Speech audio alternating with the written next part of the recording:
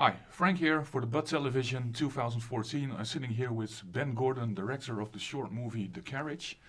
Well, this little bit of introduction I'm doing for you, but can you introduce yourself to our viewers as well? Sure. Who are you and tell us a bit about your Sure. movie. My name is Ben Gordon. I'm a director, live in Barcelona, British, American, but raised in Spain.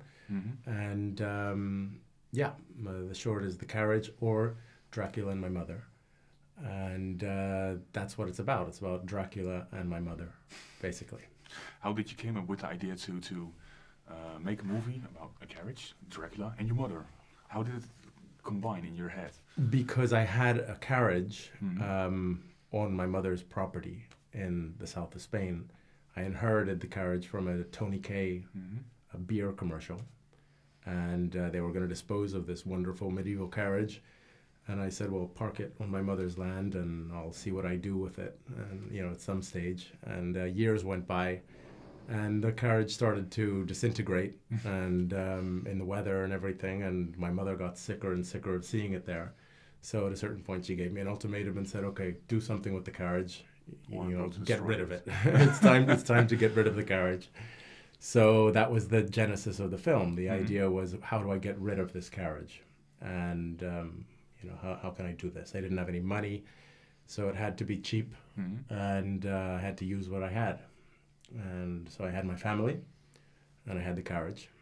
And so the script sort of evolved from the idea of how to dispose of it. Everything was scripted, or was a lot of it improvisation? It was all improvisation. Oh. I had a scene list, a basic structure, and it evolved from there. I mean, it was extremely intimate. And I did two different shoots. The first one was over Christmas, which is part of the movie. And it was just me and my family and the vampire, who's a dear old friend of the family's, who was going to spend Christmas with my family anyway. So he was allocated the role of the vampire. And there was no crew. So it was just, when I was in front of the camera, the vampire would be shooting. And when he was in front of the camera, I'd be shooting, and that was it. And it was very much an experiment. I didn't know what was going to happen. I didn't know whether it was going to work or not, whether my mother was going to work, whether I was going to work as an actor, because none of us have ever acted in our lives. And it did. It felt natural. Yeah, it was natural. It was definitely natural. That is a guarantee. So it worked, and I went away with the footage and started editing, and there was something there. And then it wasn't enough. I needed to shoot and fill in the gaps and reshoot a lot, and so I recharacterized the vampire. He originally had fangs and was much more of a traditional vampire, and it didn't convince me. So I went away and edited, and then planned a second shoot with a little bit of crew and some effects and special effects, and worked with great people. Pedro Rodriguez, he has a couple Goyas to his name for the Alex de la Iglesia movies. Okay. He did the latex work on the fists. Yeah. And Laura Rispa is a wonderful special effects woman in Barcelona. She did the neck, and we had some makeup, and we had a couple camera guys, and it was still very intimate. Everyone who was working on it was basically friends, but we managed to use better cameras and do a better job of it, and reshoot a lot. That's how it came about. Okay, and one of the things I'm wondering is it hard for you to work with your own family in a Very, movie? insanely hard. I mean, the movie is about an aspiring filmmaker who is willing to do anything anything, including sacrificing his family to get something good on camera. And that was done by an aspiring filmmaker who's willing to do everything, including sacrificing his family, to get something good on camera. So, not quite. I'm still married.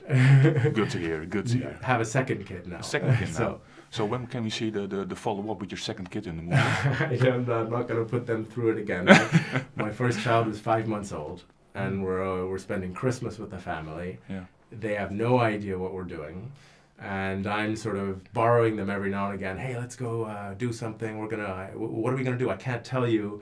We're gonna shoot something, and it was very difficult because when you have a 5-month-old child, my wife was her head was elsewhere, and she doesn't work in this industry and has no particular interest or desire to work in the industry. So, and my mother's getting up there, and it was a strain. It was difficult. Yeah, I can understand. Very much so. But they were good sports, and they put up with me.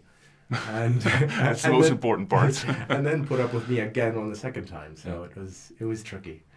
But yeah, really. To be honest, like I said, I enjoyed the movie. What kind of response did you get to the movie? Very positive. I mean, definitely above my expectations. It was a labor of love. When you shoot, when you improvise, you end up with 10 times more material that you have to deal with and sift through to try and flesh out the decent moments and the good. That's why people use scripts, and that's why people use actors, and or else you just drive yourself crazy in the editing room to make anything halfway decent. And so I did drive myself crazy in the editing room, and it was really very difficult post-production process.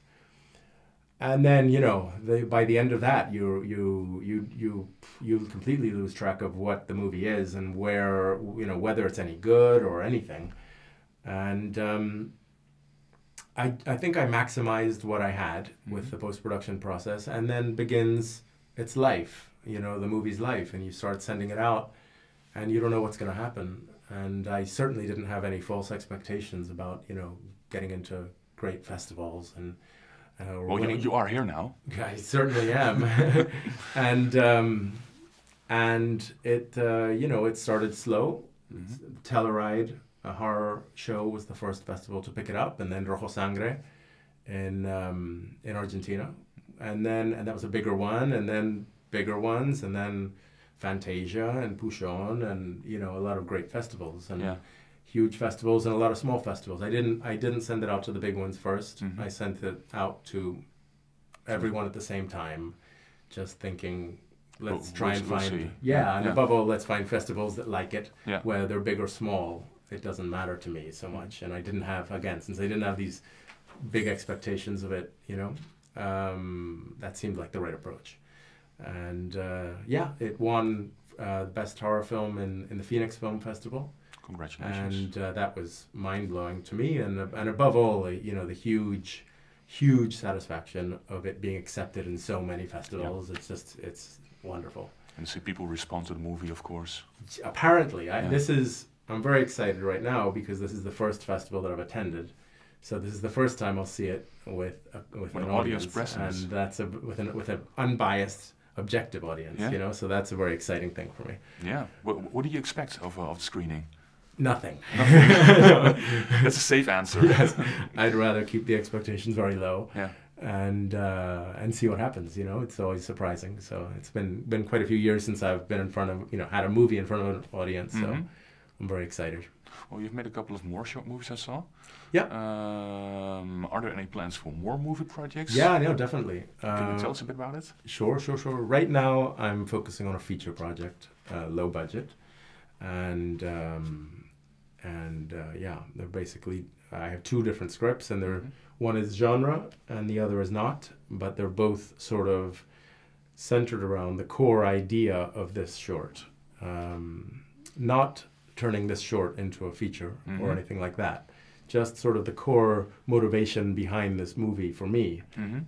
That's what I'm working on. And the first, why do I have two scripts, is the first manifestation of that feature script was sort of evolved directly out of this, in the sense that this was sort of my conceptual first act of the feature. And then I added on a couple more acts where we're not involved. The movie goes elsewhere. And then it seemed like I didn't quite put my finger on the essence of the project, and so I stripped it of its genre element and rewrote it just as sort of like an independent movie without the terror aspect, to see if I could find the essence of it. And now that script is there too, and I like them both, and I don't know which one I'm going to push, but that's where I am. Well, we'll see. The future will only tell which version we will get to see. I'm looking forward to it. Thank you very much. I appreciate it. Yeah. Is there anything else you would like to add to this interview? How are you enjoying the festival, by the way? Amazing. I mean, I haven't seen too much of it, but it's you know, as a boutique festival, it doesn't get any better than this. You know, it's good vibes and wonderfully set up, and what can I say? You know, I'm looking forward to spending the rest of the afternoon and evening. So if you'd interviewed me on the third day of the festival and I'd been here for all three, I could really tell you. I've been here for some hours. I'm going to ask later on this exactly. week what you think about the festival. Do you have anything else to add, Ben? Not really. Thank you very much for having me. Well, thank you for being here. It's a privilege. Yeah. So. I've got one more question though. Yeah. What about the brain? The rain. The paint's not dry. Well, Ben, cheers. Thank you very much. Guys, thank you for watching. Until next time. That's not paint.